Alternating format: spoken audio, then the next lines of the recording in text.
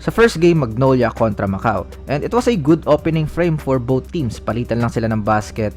And yung mapapansin mo for Magnolia, mas involved lahat. Maganda yung pasok ni Chapman. He is not forcing anything. He is playing within the system. He sets screens. He will pass the ball sa mga guards. Tapos yung presence niya sa paint is ramdam agad ng Macau kasi sa kanilang mga drives eh. Tsaka yung first points nga ni Chapman, hindi sariling tira. Came from a cut. Sa second period, ang ganda rin panoorin ng Macau pag nagsaset sila ng plays eh, no? Alam mong may patutunguhan. Libreng-libre yung kanilang mga shooters palagi. What if yung coaches ng Macau nasa converge eh, no? Tapos ang ginawa naman ng Magnolia is they attack the paint kasi mas mabilis sila and walang legitimate shot blocker yung Macau and they made a lot of points from there.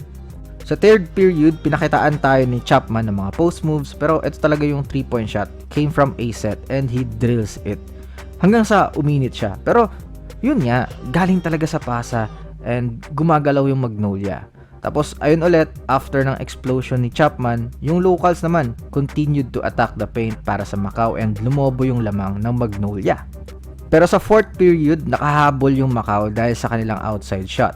Pero this time, hindi nagpanic yung Magnolia. Tuloy pa rin sila kung ano yung game plan. Attack the middle, paint touch, and pag may nag-collapse, extra pass. So, yung icing on the cake nga eh. Ito yung sinasabi nating nawala nung si Omot yung import. Yung pag-facilitate ni Jerome Lastimosa. Here, another points from Chapman na galing sa good set. Panalo na ang Magnolia. 1-3 na sila, samantalang 0-4 ang Macau. Takeaways naman natin sa larong to, ayun nga, despite na 37 years old na si Chapman, na-provide niya yung needs ng Magnolia. Kumbaga, ayun yung gusto nilang gawin nila po no, pag All-Filipino Conference.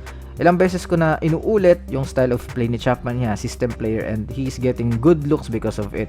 Wala siyang tough shot, walang mga complicated possessions. Kahit Macau lang yung kalaban, positive pa rin yan, and that's a good impact from the import.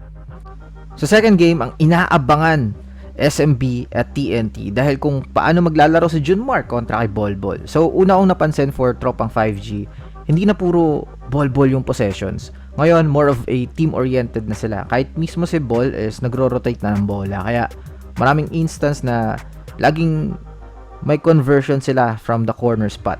Tsaka lang pupunto si Bolbol kung galing talaga sa pasa.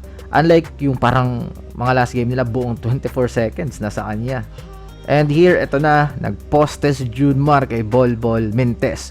The next one, napeke niya pero Mintes lang din. Exposed talaga si Junmar, resulting to a bad shooting night.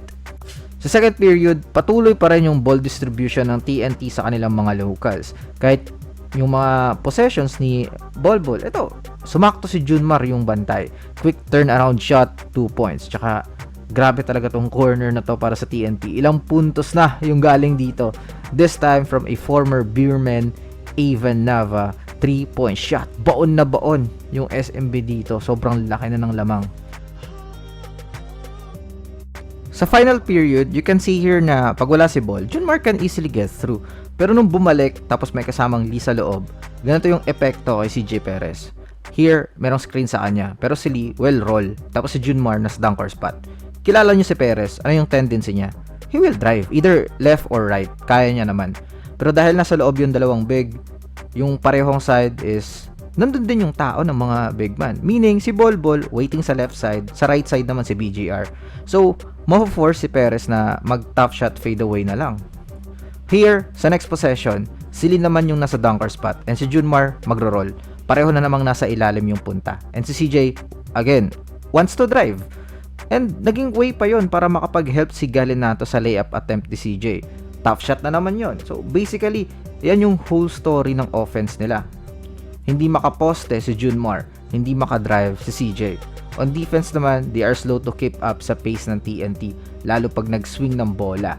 And ayun yung maganda sa kanila ngayon, and embrace na ni Bolbol yung pagiging team player and mas naging dangerous sila. So yung unang talo nila is parang alam mo first game jitters lang. So GG's everyone. Tambak ang SMB sa TNT.